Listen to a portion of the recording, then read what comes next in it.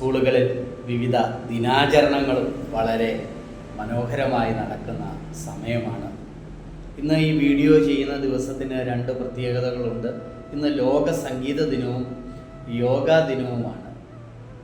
യോഗാ ദിനവും സംഗീത ദിനവും നമ്മൾ ഇന്ന് ആഘോഷിക്കുമ്പോൾ ഒരു ചെറിയ ഓർമ്മപ്പെടുത്തലിന് വേണ്ടിയാണ് ഞാൻ എത്തുന്നത്.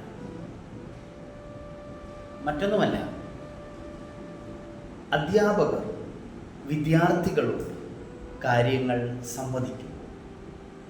ക്ലാസ് മുറികളിൽ ഒരുപക്ഷെ നമ്മുടെ സിലബസിന് അപ്പുറമായ കാര്യങ്ങൾ കുട്ടികൾക്ക് പകർന്നു നൽകുമ്പോൾ, അങ്ങനെ പകർന്നു നൽകണം എങ്കിൽ മാത്രമേ ഒരു നല്ല അധ്യാപകനാകാൻ കഴിയുകയുള്ളൂ. അങ്ങനെ പകർന്നു നൽകണമെങ്കിൽ അധ്യാപകൻ സ്വയം അറിവ് ആർജിക്കാനുള്ള ശ്രമവും കൂടി നടത്തണം.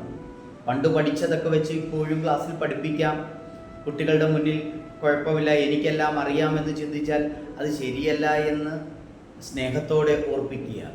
കാലം മാറുന്നതിനനുസരിച്ച് കുട്ടികളുടെ മാറ്റത്തെ മനസ്സിലാക്കി പുതിയ അറിവുകൾ നേടുവാൻ അധ്യാപകർ തയ്യാറാകണം എന്നുള്ളതാണ് യാഥാർത്ഥ്യം.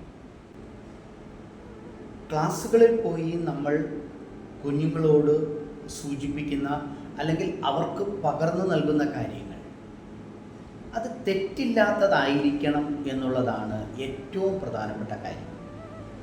നമുക്കറിയില്ലെങ്കിൽ അറിയില്ല എന്ന് തുറന്ന് സമ്മതിക്കുക. ലോകത്തെ എല്ലാ കാര്യങ്ങളും എല്ലാ മനുഷ്യനും അറിയണമെന്നില്ല.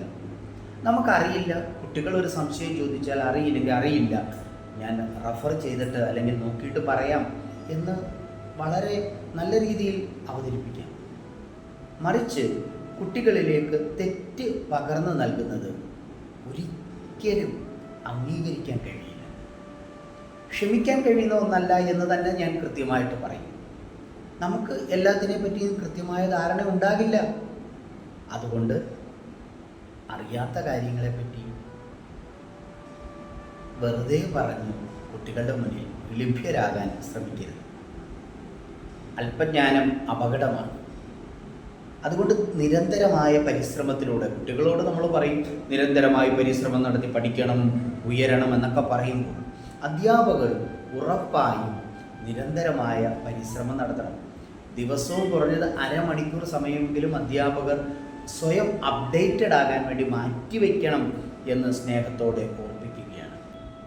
അതുകൊണ്ടാണ് ഞാൻ പറഞ്ഞത്, കുട്ടികളുടെ മനസ്സിലേക്ക് നാം പകർന്നു നൽകുന്ന അറിവുകൾ, കുട്ടികളെ സംബന്ധിച്ച് അവരുടെ ക്ലാസ്സിലെത്തുന്ന അധ്യാപകരാണ് ഏറ്റവും വലിയ അറിവുള്ളവർ. പ്രത്യേകിച്ച് കൊച്ചു ക്ലാസ്സിൽ അത്തരത്തിൽ കുട്ടികളെ നമ്മൾ പഠിപ്പിക്കുമ്പോൾ ശ്രദ്ധയോടെ പഠിപ്പിക്കുവാൻ അധ്യാപകർ ശ്രമിക്കണം. എനിക്ക് സ്നേഹപൂർവ്വം ഓർപ്പിക്കാനുള്ളത്, ഇത് പറയുമ്പോൾ ചിലപ്പോൾ അധ്യാപകർക്കൊക്കെ ദേഷ്യം തോന്നിയേക്കാം, എന്നോടൊരു വിയോജിപ്പ് തോന്നിയേക്കാം. ഇയാൾ ആരുടെ ഇങ്ങനെയൊക്കെ പറയാനെന്നൊരു ചിന്ത മനസ്സിൽ കൂടി എവിടെയെങ്കിലുമൊക്കെ പോയേക്കാം.